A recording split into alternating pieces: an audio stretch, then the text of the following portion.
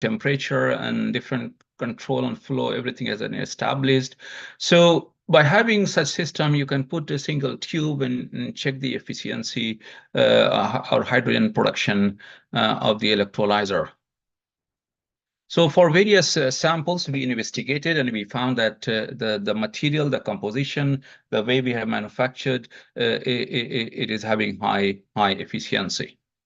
Now, as part of the work, we also did thermomechanical simulations, like a finite element analysis, and we found under what configuration the structure can bend, because you're talking about 800 degrees centigrade, 700 degrees centigrade, things will deflect, deform, and so on. So we are also optimizing using simulations.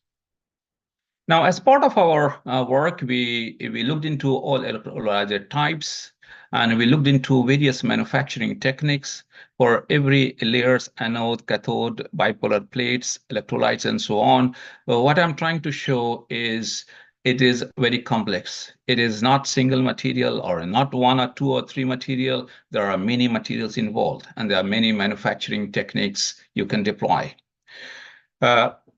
Now, in most cases, you'll find that people, those who have got access to one or two manufacturing facility, they will select those method, they will select few material, and they will develop the electrodes. But if you go behind and see where things are, to me, it looks like much more complex. And we don't know which of those manufacturing technique will give you what properties. So that is part of our future work.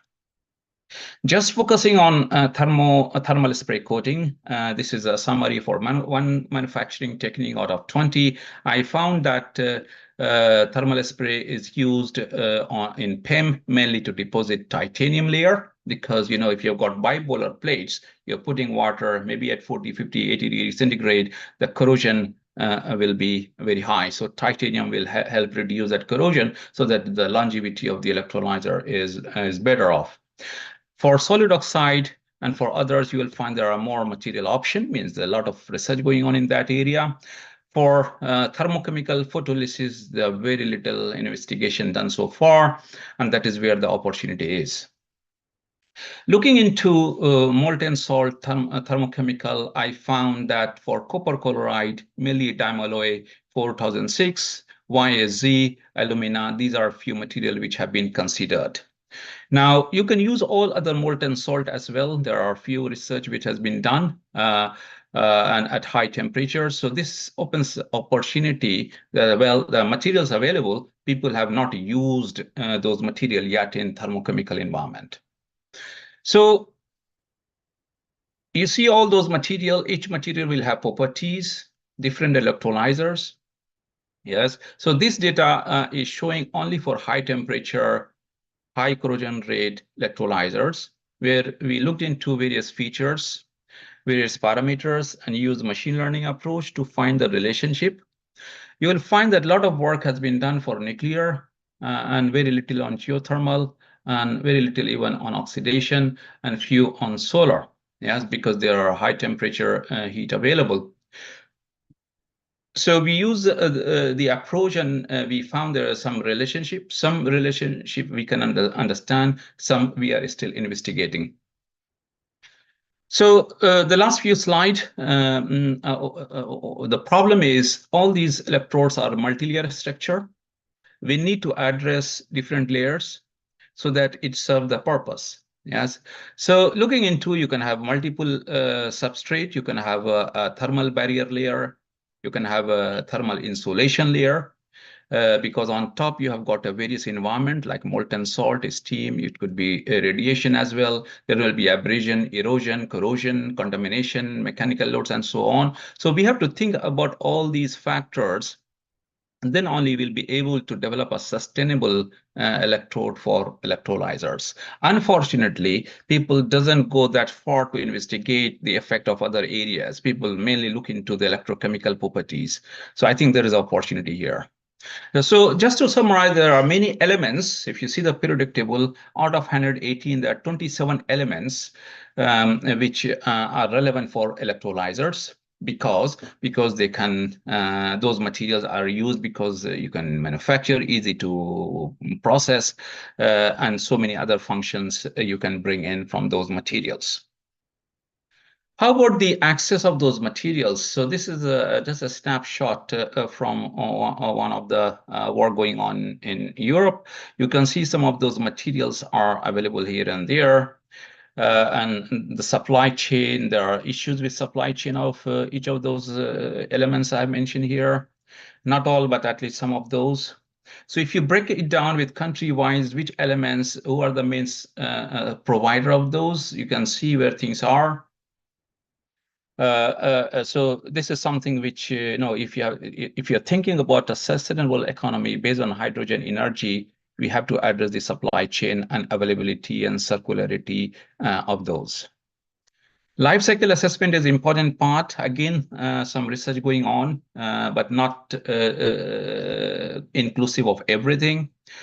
Because as I said, there are 20 manufacturing techniques, dozens of material. There are people working as snippets of those methods. So just to summarize, there are a lot of innovation required. We have to select sustainable materials. We should consider about a greater use of abundant feedstocks.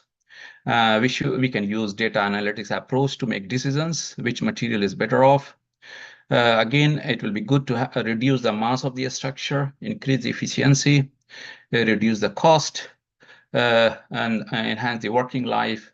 And most important, we have to be ethical, legal, and we should not be going into the geopolitical issues with the supply chain of the material. That's me. Thank you. Thank you, Professor Nadimul Faisal, for your presentation. If anyone have a question now, please. If there's no question, and we are going to go ahead. Professor, in my case, I would love to continue talking to you, and it's going to be like longer than this one. So if we can contact internally with Professor Mahmoud, I will really appreciate it because it's going to be longer. So thank you so much for your presentation. Thank you very much. Sure. Yeah. Thank you, Professor. We are going to invite Dr. Cristian Carrasco from UMSA University. He's going to talk about some perspectives of biofuels in Bolivia. Professor Dr. Cristian, please. Hey. Good afternoon, good morning here in Bolivia. Can you hear me very well?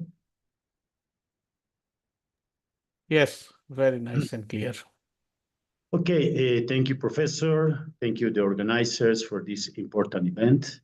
I think it's the first activity for both countries looking for sharing some experience in researching and also in bioenergy. As mentioned, some researchers here, there are some interesting perspectives in the case of energy transition. In my case, I will explain some perspective or some studies about biofuels in Bolivia. Professor Cristian, Dr. Cristian, if you could please put your presentation mode presentation, like full screen. Okay, let me see, let me check. Okay. Now it's okay?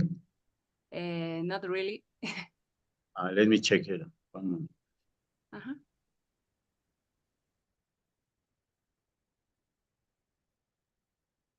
I think now it's okay. No, not yet. Not yet. Tienes que volver a compartir y poner en el modo de presentación para que así no te salga, porque no está apareciendo bien, doctor. Okay.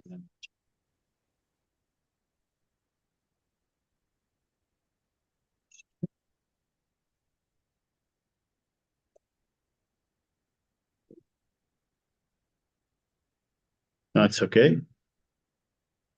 No? No todavía. That's strange, but many times I made this. No, let me try again, please.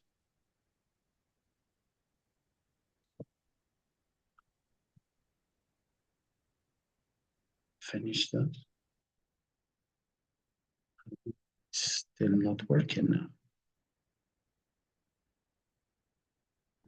Maybe it's the TV now.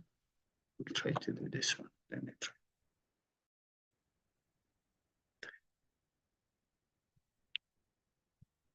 Maybe it's the TV connection here, because we are now here and also using a TV connection here. Maybe that's the problem.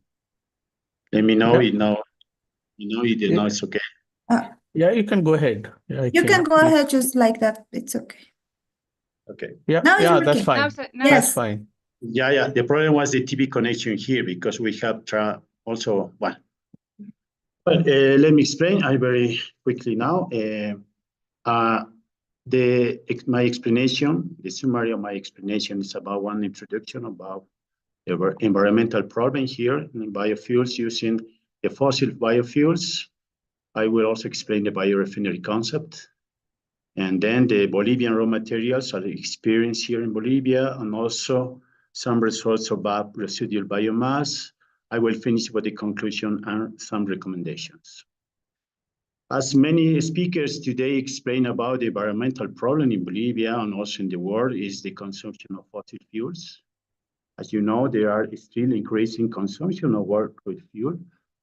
The impact here in Bolivia, in general, in Latin America, is one example is the change of some glaciers here. Because as you see in this slide, you can see the change of the length of the surface of so many glaciers. Here, for example, one glacier very famous about 20 years ago was Chacaltaya. And now this glacier completely disappeared. And also, you know, here in the highland area, called Altiplano in Bolivia, the importance of glaciers is like a water reservoir here. Every year, when decreasing the temperature, increase the problem. One perspective also, I was working many years and also still working with some Swedish researchers, is the transportation sector. As we're sharing, this is a good example what some people in Sweden is working about to using the batteries and also this connection with the electrified rails using in the cars. We actually is very good example what can I do in the near future. In the case of Bolivia, there are important steps in Bolivia in the last decade, especially using some biomass materials. One case is the sugarcane bagasse. Bolivia is a very important country in producing alcohol from this material. Is some important policies starting in March 28, when interested investment about $1.6 billion. The government called it the era of biofuels. Then the idea is to expand the hectares of sugarcane here in Bolivia, about 1,800, is about increasing about 56%. In one example implemented so many years ago is the one industry, about 60 million liters of anhydrous alcohol. And now is implemented here in Bolivia, the super ethanol. We started the marketing in 2018. It's called the Super Ethanol 92. It's a mixing about 12% of ethanol, anhydrous ethanol with gasoline. Also, the interesting price, actually the price is about $0.65 per liter. With this idea, the idea is to extend this policy and also increase the research work in some other biomaterials. In that case, we start to explain about the biorefinery concept. The biorefinery concept is starting with some residual biomass. Bolivia is important producer of different bioresidual, agro-residual biomass. And also the important contribution on this research is the microbiome microorganisms. The idea is to use this both resources to produce some biofuels and also some products. In this explanation, I will focus in the ethanol. The idea is to build this interesting exploration about raw materials. We started with sugarcane bagasse. We also use Brewery West. You use Curacao, which actually were important producers of wood residues. And also we are the second largest producers of quinoa, and also important resource of coffee, or the chestnut husk, which actually we are the first producer in the world. The idea is to use these residues, starting with some pretreatment process. We actually broken this linkage between these residues. It's difficult to separate these residues, actually the carbohydrate residues. And then to use these microbes for the fermentation and also produce the biofuels and also interesting bioproducts. In our research, we started with some statistics. So we compare with some conventional materials, like one Bolivia researcher explained. In Latin America, we had important countries, in that case, producer alcohol from sugarcane. Also, Bolivia is an important country where contribute this ethanol from this material. The idea was compare with, especially with quinoa stocks.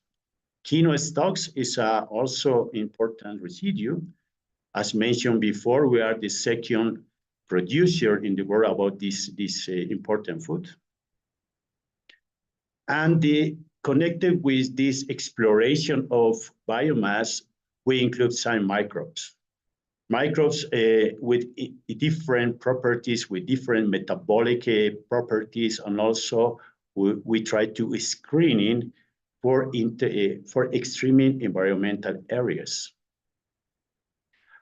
Actually, the work here is linked with working with another universities here in Bolivia, as San Simon University, which actually is the one important university in research. We identify some residual biomass called lignocellulosics. The idea started this work in Sweden during my PhD, and also with collaboration with another Swedish universities, we included like Umeå University, Lund University. With this first stage of research, we implement some 2 reactors here in Bolivia. You can see here, we have 1 reactor for 5 liters of capacity, and we started with a small reactor, which actually is the 17 liters. The idea is to expand more, or try to understand the separation of these carbohydrates using different conditions, for instance, pressure, residence time, and also use different catalysts. With these residues, we produce these substrates. As you can see here, we use the pretreatment I explained before. The idea is to ferment in different modes. We started with the separate fermentation using just pentose hydrolysates, and also separate and then produce the ethanol. When some conventional microorganisms, such as Mrs. cerevisiae, and also we compare with P. stipendis in the starting of this research. But the advantage or the disadvantage of this process is to increase the cost, because we separate both fermentations on both different carbohydrates, pentose and exose hydrolysates. The idea of this was try to produce 1 fermentation using both sugars. The idea also was to increase the solid content. In this research, we produce this solid and also the liquid phase.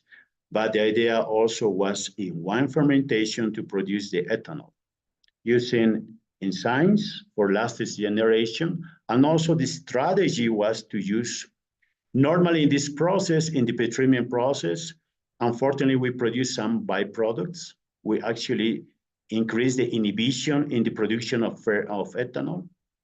The idea is to reduce the inhibition using detoxification agents with low cost. At the same time, we use enzymes The idea is also use new surfactants with low cost. With this procedure, we identify two scenarios in the biofuels. Bolivia is an important country, also we like here beer. I don't know in the country of UK, but very important country in South America. Approximately about 40 liters per person is consumed here in Bolivia. And what is the consequence for here? They produce a lot of residues. In that case, Breber Spain grains. If you see here, about 40,000 tons per year is produced every year here in Bolivia.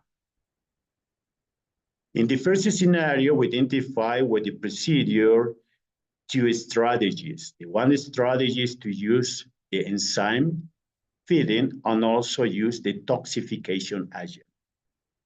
We identify the process with to reduce the inhibition of microbes in the first stage. Without this strategy, just we produce 2.7 liters of ethanol per 100 kilograms of Breber Spain grain. With this strategy, also using the feeding and also the enzymes and also the detoxification, we increase a 6.8 liters per ethanol per gram. So it's about 3 times more the production of ethanol. The second scenario, and actually we in this, especially in the last 5 years, we also focus in the quinoa. Because quinoa, as you know, maybe you consume quinoa, there are many very good properties in the consumption about the nutrition.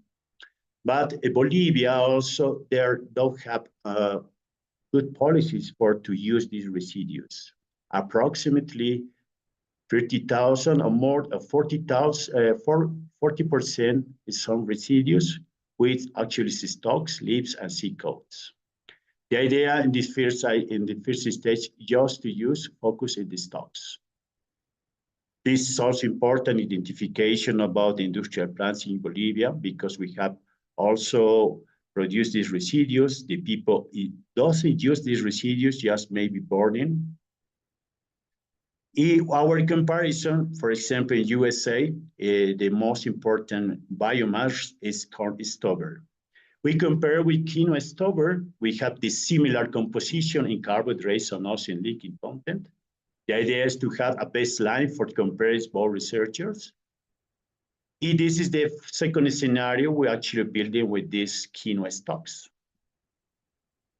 The pre-fermentation, we actually improve very much the adaptation of the microorganisms. With this strategy, also we increase the high solid loads, reduce the inhibitor competition between the consumption of sugars. And also we use the strategy for substrate feeding, because if you use a high concentration of substrates, inhibition also is for the microorganisms and also of the enzymes. The idea also is the mutation. We use some mutation techniques for also to increase the adaptation of the microbes. In our results, we increase very much, even the double of production of ethanol using a mutate microbe. Using this strategy, we increase this is what our baseline here. We're starting with 4.3 liters of ethanol per 100 kilograms, which is about low yield. But using this strategy for also the no mutation, we increase also using the detoxification and also the one process, we increase about the 6.1 liters of ethanol per 100 kilograms of stalks in 96 hours. But with the study using the mutation, in that case strains, we increase also very much, about 45%, which actually is very good strategy for still increasing the production of bioethanol using this process. As you know, maybe you are familiar with this technology. If we produce in the biorefinery concept one product, it's not feasible. It's not very attractive for the implementation, especially in the commercial stage. The idea also is producing this biorefinery concept, some other interesting biotech products. Using this idea, we are focused not only in bioethanol, we also produce some biopolymers. Using ASPIS Plus simulation, this is actually our last results. We include one process using bioethanol production and exopolysaccharide production in one process, in one biorefineria of Kino stocks. With these results, we also conclude we improve very much, we increase very much the production of ethanol. This is actually one projection, the production of one pilot plant here. The idea is also in Bolivia very soon to implement this pilot plant, because I think in our group we have very good experience in this part. We improve very much the increase of production. At the same time, the production of about 80,000 liters of bioethanol, we produce about 26 kilograms of exopolysaccharides. Our conclusion and recommendation about our goal here in biofuels is the strategy about the transition and energy is also increased, not only in some energies, in some conventional energies. Residual biomass is actually a potential alternative here in Bolivia, because unfortunately here we have a fuel subsidy. We actually represent a lot of money here in Bolivia. The idea is implement in some pilot plant instance and then extend to another production. And then we are starting to use this biomass for biofuels production. And also the recommendation here, as you know, maybe in other countries, is we have implement a program for agriculture frontier. Yes, the idea is also similar as sugarcane bagasse and also soybean production in other countries. In our perspectives, the combinations of fuel alcohol for spheres of second generation and also include another products as exopolysaccharides possibly is a potential sustainable scenario in Bolivia. Based also in the native biomass, as mentioned before, as Kino stocks.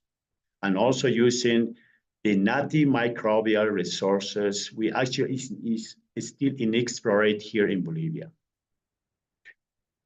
Finally, I want to say thank you to all the collaboration researchers, all the collaboration funds, and also hope in the near future with the Professor Hossein and also with other professors we actually participate here in this web seminar, we continue this research.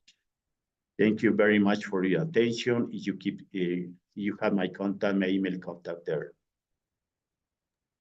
Thank you very much, Dr. Christian. As we are go on with the program, and we thank each one of the speakers. Now we are going to welcome Dr. Victoria Kurushina from Robert Gordon University, and she's going to talk about structural analysis of tubular solid oxide electrolysis cell. Please, Dr. Victoria, we'll give you the word now. Hello, thank you, Patricia.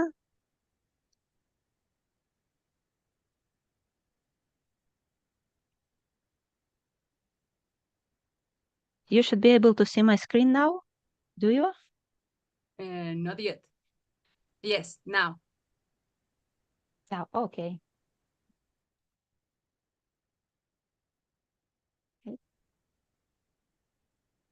Okay, hello everyone. Thank you for the opportunity to present this work. And today I'm speaking about the results of the thermomechanical analysis of a tubular solid oxide electrolysis cell. So I will continue talking about the solid oxide water electrolysis, which was started by Professor Faisal. So this research is a part of the METASIS project, and this is a joint work of the Robert Gordon University and the University of Surrey. Solid oxide high temperature steam electrolysis is one of the ways to generate hydrogen and oxygen in a pure form in an efficient and sustainable manner. Solid oxide electrolysis is in general a combination of the reduction and oxidation reactions happening at a high temperature, and this reaction rate can be controlled by a high temperature. The process starts with the incoming flow of the high temperature steam, which gets split into the charged particles of hydrogen and oxygen near the porous cathode layer. Positively charged cations of hydrogen are accumulated around the negatively charged layer and they gain electrons in the reduction reaction, and afterwards the flow out of the cell has an increased portion of hydrogen and the remainder of the high temperature steam. Electrolysis devices are generally different in the feedstock material, and water stands out for its availability and reduced impact on the environment.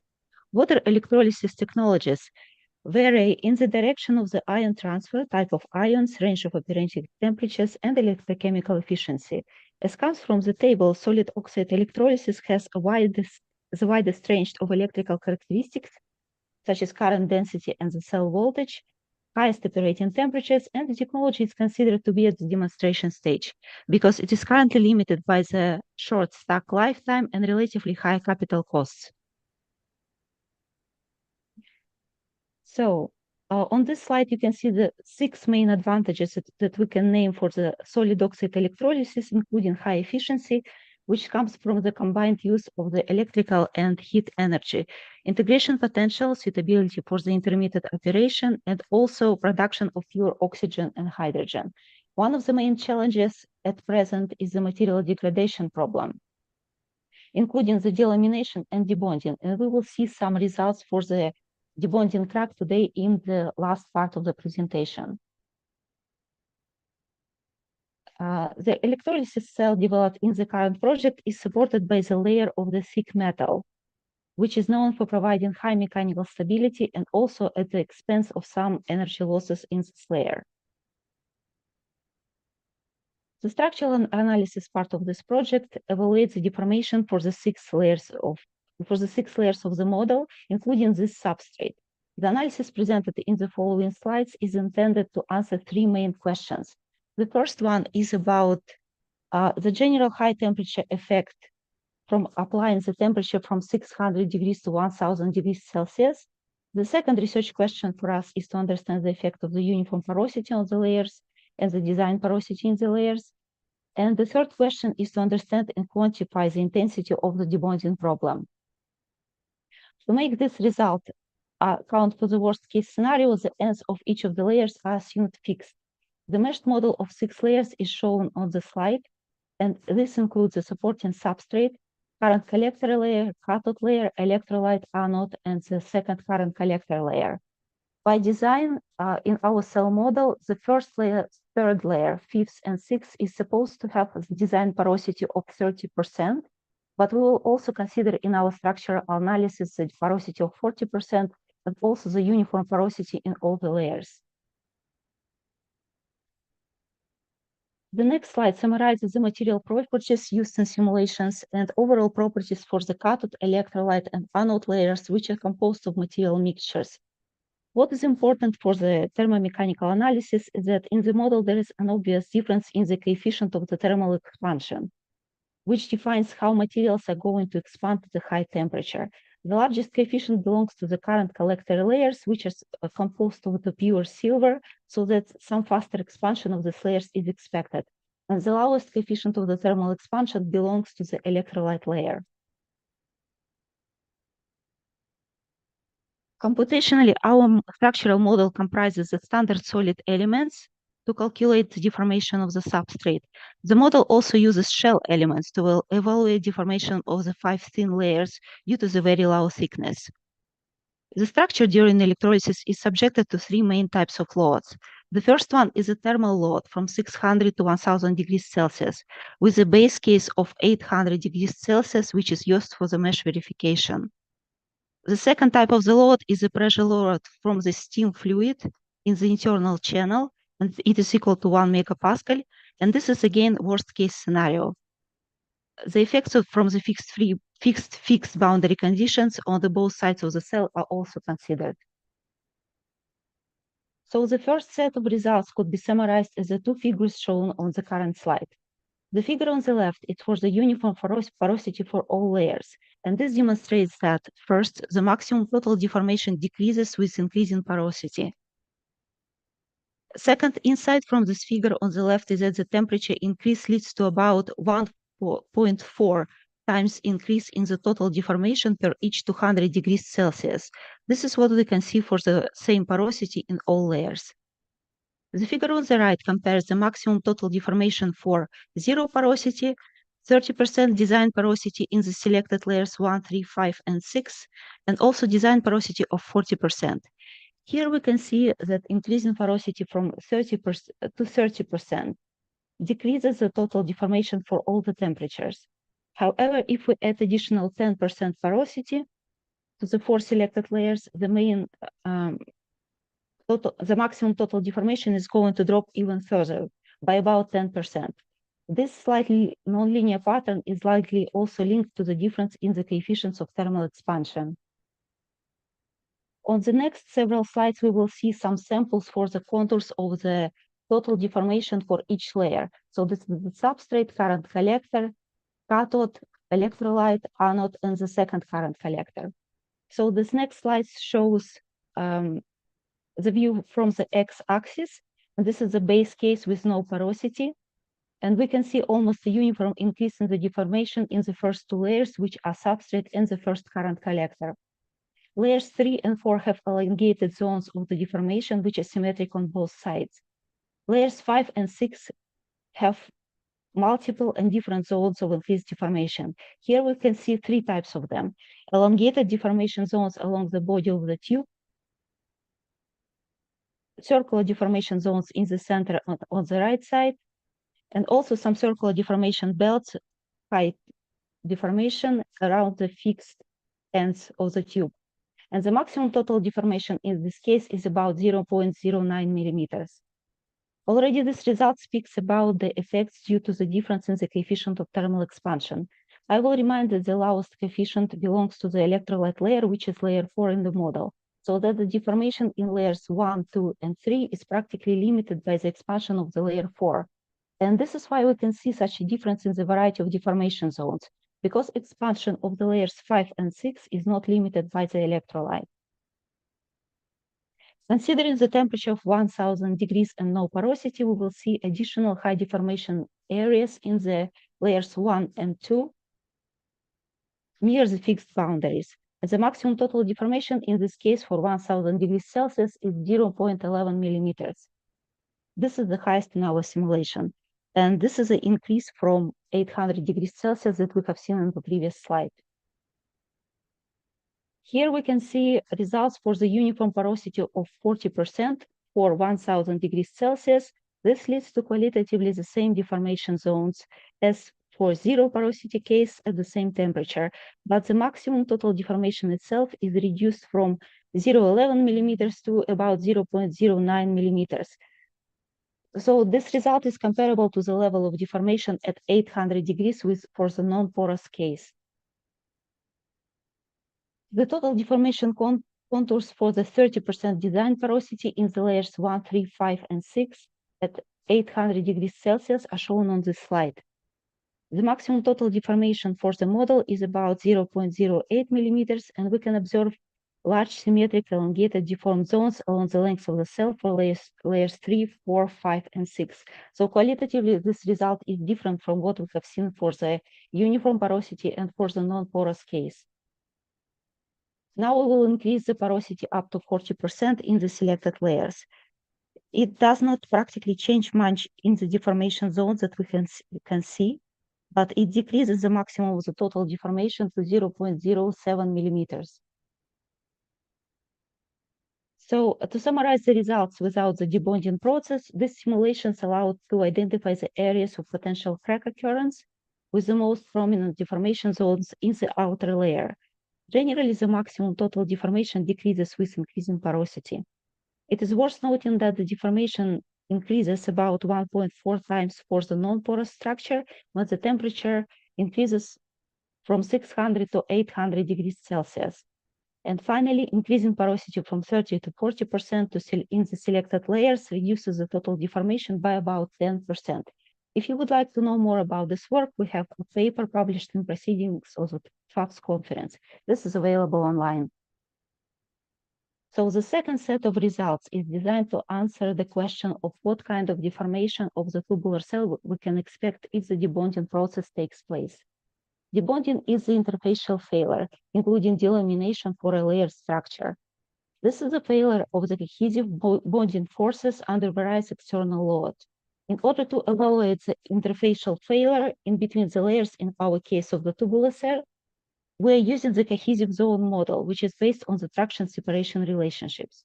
So on the first few slides, you will see how we trace a fracture through the high temperature range, starting from 500 degrees Celsius with the contours of the total deformation on the left and the fracture status on the right.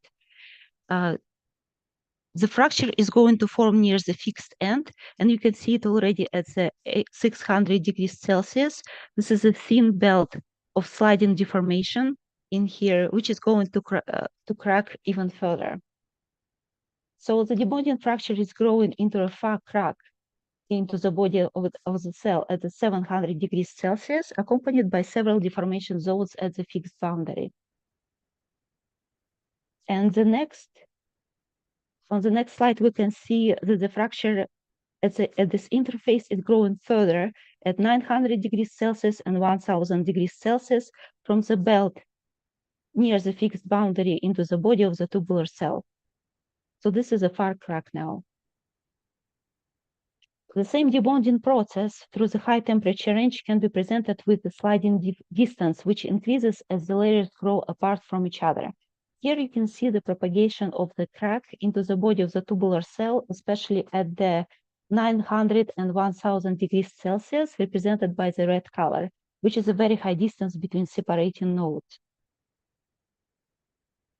Occurrence of the debonding process could be well traced from the statistics of the maximum total deformation for each temperature. This is shown on the figure on the left on the slide. Here, the maximum total deformation practically follows almost a linear trend up to 650 degrees Celsius. After that, the maximum deformation follows a more random pattern. The very maximum total deformation is observed at 750 degrees Celsius, which is about 0.25 millimeters.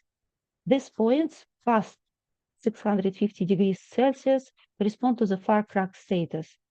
This high temperature effect, together with the debonding process, significantly alters the deformation zone that we see in the outer layer of the model. It starts from the temperature of 550 degrees Celsius with two deformation zones shown in the figure on the right. Number of the deformation zones further increases with the temperature reaching 4 and 8 deformation zones near the fixed boundary.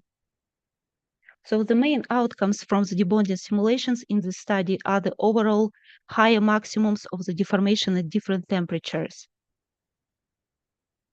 The debonding process overall leads to the formation of up to 8 deformation zones around the fixed boundary, and the debonding process is expected to occur from 650 degrees Celsius and above.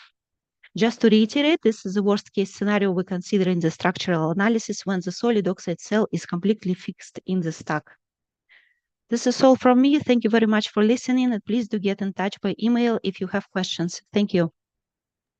Thank you very much, Dr. Victoria, for sharing your knowledge. Very interesting presentation, like all the speakers did today. So we go further with the program, and we are going to invite Engineer Boris Barraga from UMSA University to do his presentation. Okay.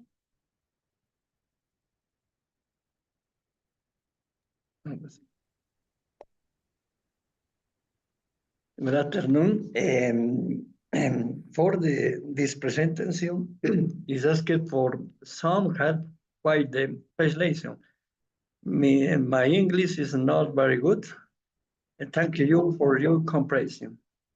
Muy buenas tardes. Voy a dar inicio a la presentación, que es la obtención de salmuera concentrada en litio mediante electrodiálisis a partir de salmueras de silvinita provenientes del salar de Uyuni. Ingeniero, un ratito. Patricia, ¿puedes ver si puedes hacer la presentación? El intérprete si te ha salido, y si no vas a tener que hacerlo simultáneo, por favor. No. ¿Te sale? No. Ya, pues entonces simultáneo, Inge, por favor. Usted habla y después Patricia lo traduce, por favor. Muy bien, gracias. Gracias. Bueno, la investigación como título lleva la obtención de salmuera concentrada en litio mediante electrodiálisis a partir de salmueras de silvinitas provenientes del Salar de Uyuni. Obtaining lithium concentrated brine through electrodialysis from sylvinite brine from Salar de Uyuni.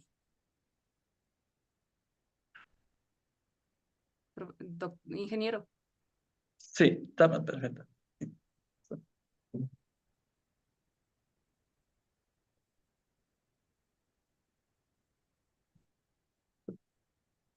Bueno, vamos a partir de los antecedentes. Ya. Básicamente nosotros como país, Bolivia, tenemos reservas,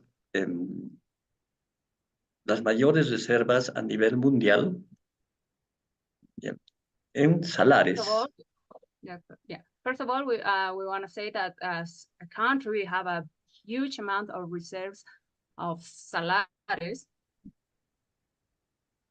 Según la Agencia Boliviana de Información, se tiene 21 millones de toneladas métricas.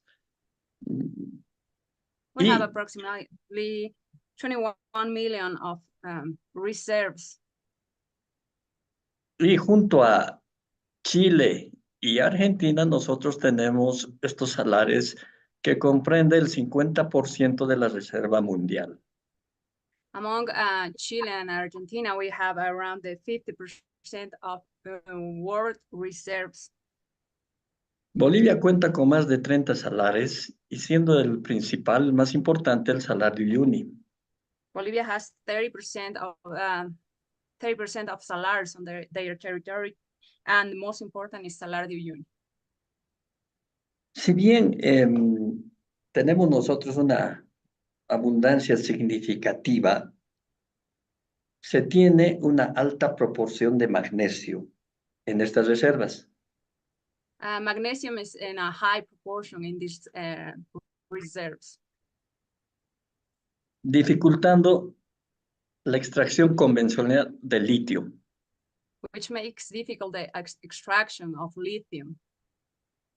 Entonces lo que se propone, acá les muestro, acá se muestra el proceso actual de obtención, digamos, para el carbonato de litio. And now we are proposing that we have a method to extract carbonate of lithium. Dentro de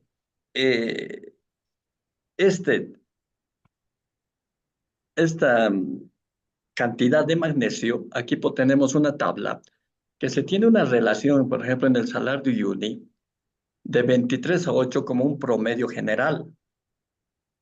Comparando con Chile y Argentina, esta relación de magnesio y litio es básicamente mucho mayor.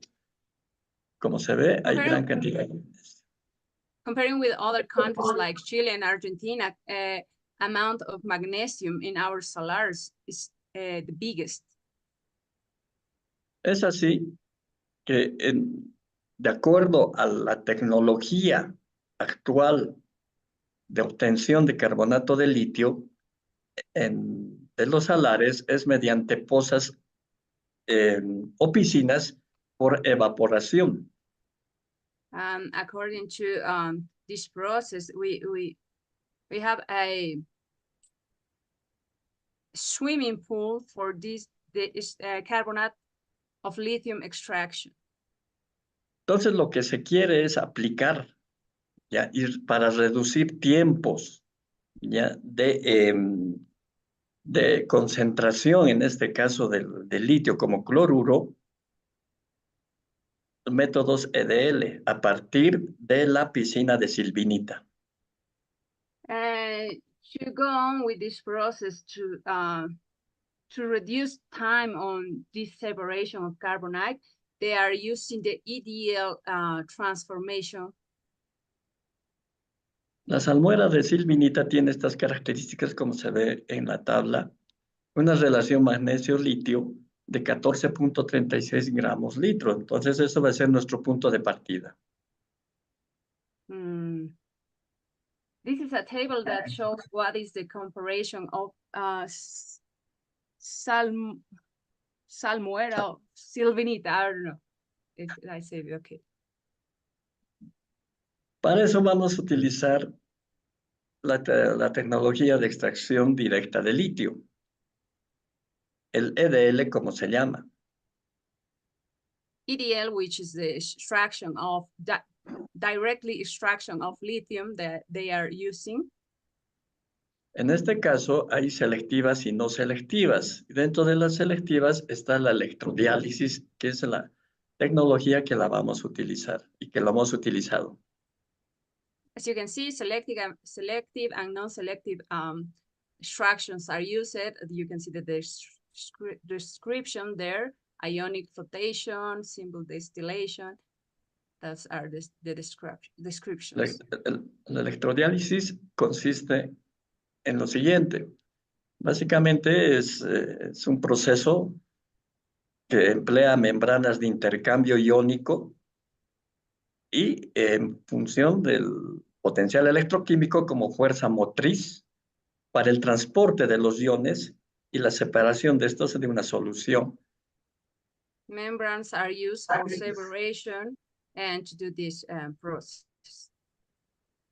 Este es el funcionamiento, básicamente, en el que se utiliza estas membranas tanto catiónicas como aniónicas.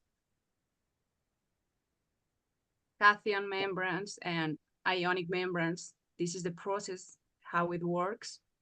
Produciendo concentrados y diluidos en cada uno de los compartimientos. Producing concentrate and diluted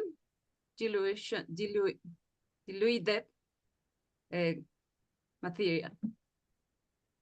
De tal manera de que nosotros vamos a ir separando el magnesio del litio mediante este transporte de iones. This is the way that we are separating magnesium and lithium from these ions. Esta aplicación de la tecnología de electrodiálisis con uso de estas membranas, ¿ya? Básicamente se utilizan en función de las características principales de la membrana. Depende mucho del tipo de membrana y de la capacidad de intercambio que tenga esta. This process depends most of all on the type of the membrane, and is about the membrane who's going to do the separation. It depends much more on the membrane, how the separation is going to work. Dentro de los objetivos, lo que en resumen, lo que se quiere demostrar y lo que se ha hecho es básicamente determinar algunos niveles de variables en función de la celda diseñada, ¿ya? Utilizada como un referente en función de insumos puros, PA, y luego comparada con la salmuera misma. We wanted to show some levels that are designed on some cells to as a reference.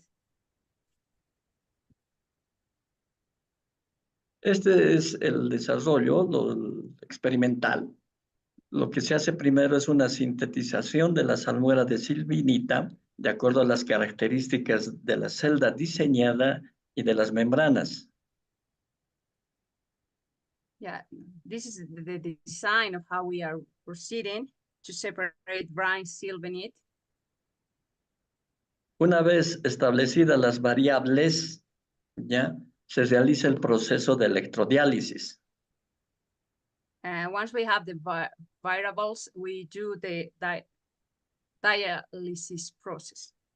Y se determinan los niveles más adecuados de estas variables. And we can determine the levels of these variables. Se comparan la salmuera sintética que se ha producido con los insumos puros y con la salmuera natural. Comparing brine salmuera with brine natural salt. Este es el esquema, ya. Básicamente acá tenemos una celda, la celda de membranas de electrodiálisis. Se utiliza este tipo de membranas That's Yeah. the membrane process. y electrodos de titanio, donde, de acuerdo al proceso que hemos utilizado, vamos a obtener soluciones catódicas de concentración, de dilución y también soluciones anódicas. As you can see, that's the process and how they obtain those results. Y se tiene básicamente en cada compartimiento lo que ocurre y se regula en función del pH y la relación magnesio y litio.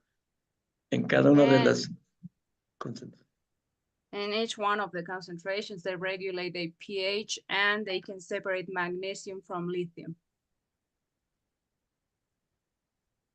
Se obtiene esta síntesis ya de la salmuera de silvinita de acuerdo a la relación inicial de 14.36 y se tiene las ecuaciones y se determina en función de la composición de la salmuera que se quiere imitar. As you can see, you have the salvinite brine synthesis and how they work and how do they obtain these results. Se hace toda la síntesis en función de las variables y del volumen de solución y las concentraciones. Yeah, those synthesis of the variables and process. Y se realiza la parte de diseño experimental, ya obteniendo las variables de estudio hasta llegar a la relación magnesio-litio y la concentración de litio. And they do this experimental approach on lithium and magnesium to get the lithium finally. Se realiza en función de las condiciones de la capacidad de intercambio de la membrana, principalmente catódica. Principally, works on function of the capability of the membrane, especially or mostly on cathodic membrane. Y de esta manera estandarizamos nuestra celda de electrodiálisis. This way we standardize our. ¿Qué cosa estandarizan, profesor? Estamos estandarizando la celda de electrodiálisis mediante estos parámetros. Standardized cells of electrodialysis. Se tiene todas las variables de corriente de la membrana, del número de membranas. We have the variables of the membrane cells of the membranes. Se calcula en función de las resistencias de estas. Calculating their resistance. Y se realiza varios tests o pruebas ya a diferentes con las variables determinadas.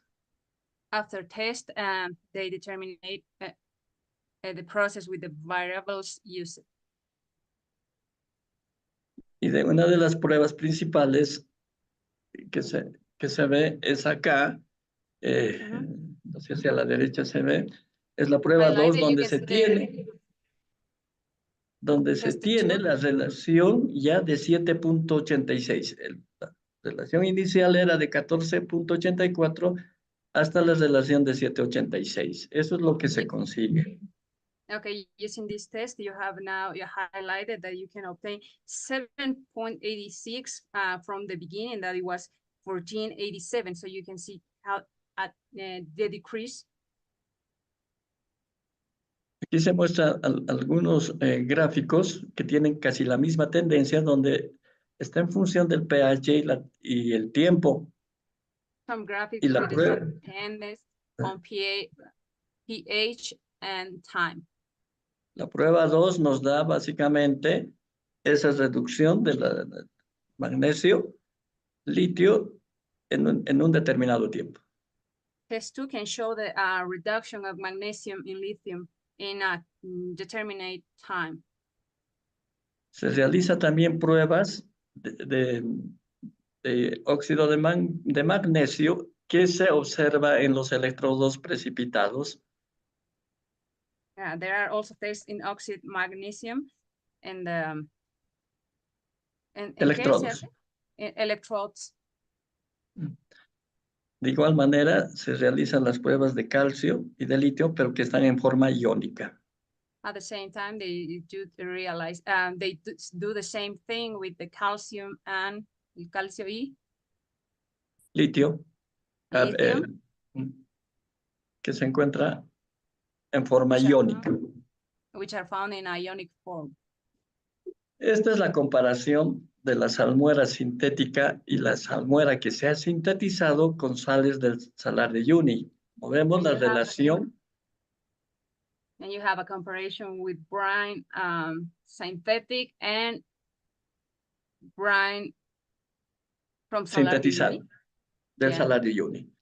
Tenemos una salmuera sintetizada de inicio, sintética de 1484, la relación magnesio-litio, y se reduce a 786, siendo una reducción del 46.99-47%. As you can see, there's a reduction on the numbers that you can see after using this process. Esas son las pruebas, y la salmuera extraída natural tiene un inicio de 1491 y llegando a una reducción del 45.38%. There's a process of reduction, as you can see on the numbers, after using this process.